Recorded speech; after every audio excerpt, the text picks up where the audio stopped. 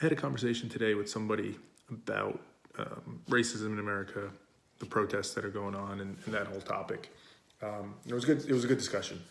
We disagreed on some things. I guess in theory, we explored some things, and I think it was productive.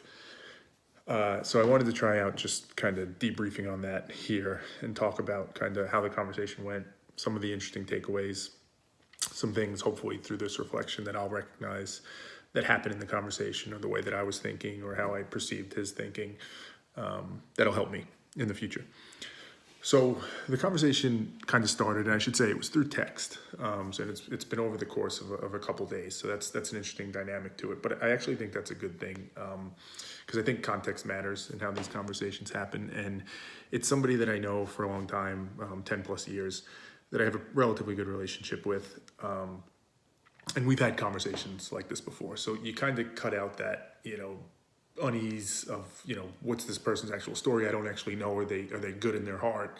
Are they just a flat out racist? Are they, not that intelligent? Are they lazy? You start to identify some of those things as best you can.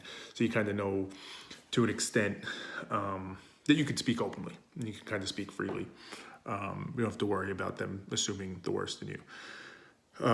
So that was good. And then the length of the conversation over text, it gives you more time to think. So you get less of those visceral reactions and just immediate emotional thoughts and opinions that get thrown out. You lose that too, which I think makes for a good productive conversation in some settings or at times. Sometimes you need to talk live. But so the thing started with Drew Brees. So for those unfamiliar, Drew Brees is a quarterback on the New Orleans Saints in the NFL.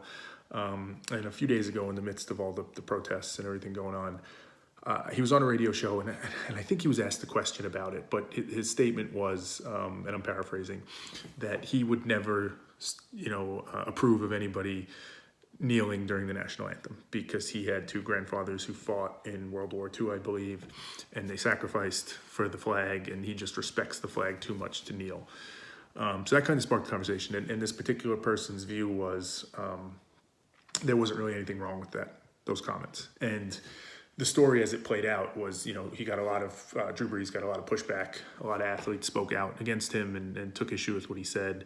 And he eventually apologized, I think, a couple times and said that he kind of missed the point and missed the boat on that one. And this person that I was speaking with didn't think he needed to apologize. He kind of felt like this was another example of the PC police kind of stepping in and censoring free speech. And what's interesting is from this person's view, and this person is somebody who I would say has a lot of love for America, from kind of the Midwest area, white, should say, but, has a lot of pride in America. And I know this, as best as I can, just from being in multiple conversations, there's a sense of that some of the core values of America are under attack by the liberal kind of left side. And you could kind of see that this fell into that a little bit. And that pride for America and that feeling that it's under attack, when he sees an instance where somebody's saying something and it's censored by the left, that's always going to trigger him. When somebody's saying something in defense of America and the flag and it's attacked by the left, that's certainly going to trigger him. So to try and kind of see his truth and understand his perspective, I get that, right? Because the point he was actually calling out was you could disagree with what Drew Brees said, but for him to have to apologize is wrong, right? That's the issue that he has, right? It's censorship in a way. And it's funny because, on the one hand, I get his logic. On the other hand, nobody made Drew Brees apologize.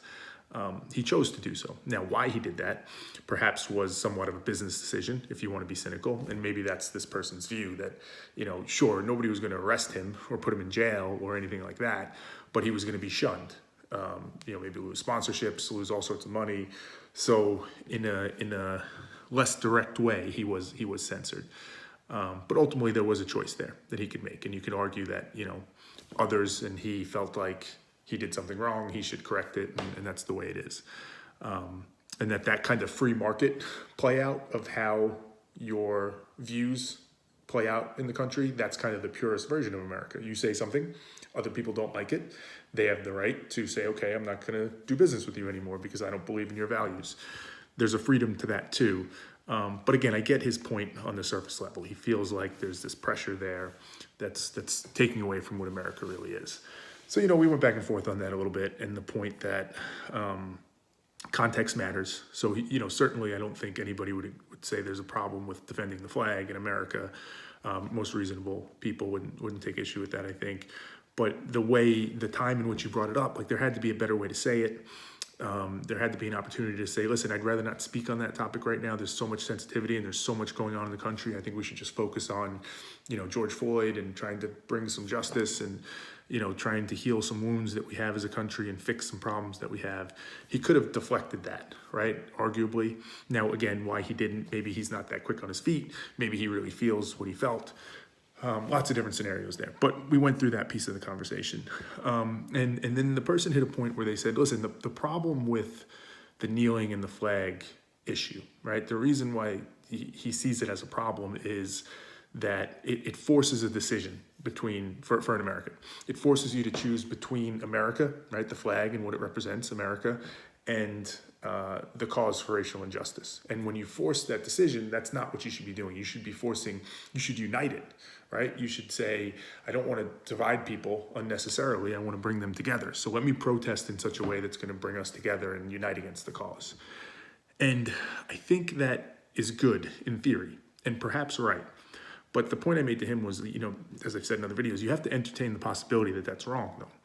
You have to entertain the possibility that there might not be a better way to protest. Because if you are somebody who believes that racism is deep-rooted and systematic in America, it's a deep-rooted problem that we have, you may have to force people to make that choice, right? You may have to force them to pick between that racist version of America and the cause to end, racial injustice, because that's what it's going to take to actually make a change. People need to recognize and acknowledge it, that America is has a deep-rooted problem that needs to be fixed. Only once they can acknowledge that can you start to move towards it. And by not having to make that decision, you can continue to believe, America's fine or whatever. So we talked about that, and I've talked about that in other videos, right? And there's some cognitive dissonance that comes with that for a lot of people, because they want to believe that America is great.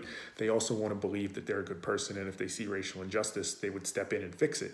But now these two things are at odds. And now you have two opposing views, and we don't do well in processing that. So one has to go. So I think that's what really gets to the crux of the issue.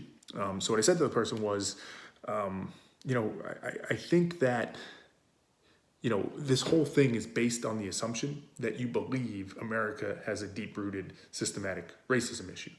Because if you didn't believe, or let me say it the other way, if you believed that were true, that America did have that deep-rooted issue, I think most reasonable good Americans would say, like, yeah, of course. Like, I don't want to live in an America where we're racist at our core or in some deep-rooted way, but we defend the flag at all costs. Like, what are we really defending then?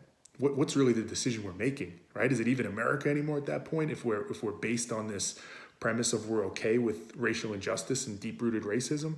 No, right? So anybody that believed that were true would have no issue with the protest and kneeling during the national anthem or the flag, because absolutely, like, that's do whatever we need to do. We need to fix it. So the crux of it really comes down to, do you believe that racism is deep-rooted and systematic in America? That's really the disagreement, right? We don't disagree on how you should protest. That's not where the disconnect is. The disconnect is on, what are we protesting?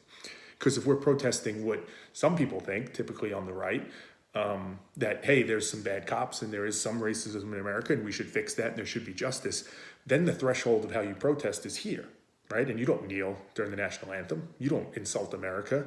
You do a proportionate response, which is here, right? Whatever that is, right? You speak out, maybe you do a sit-in somewhere, I don't know, whatever you would deem appropriate.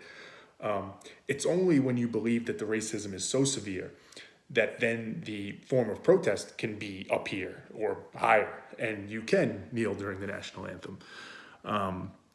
So that question really is what it's about. And I think people are maybe afraid to have that conversation. I think there's probably a good portion of the population who disagrees on how deep-rooted it is, which isn't a huge surprise. I think people say those things, but that's where everything gets derailed. And that's where you start getting really sensitive and PC pleas come in.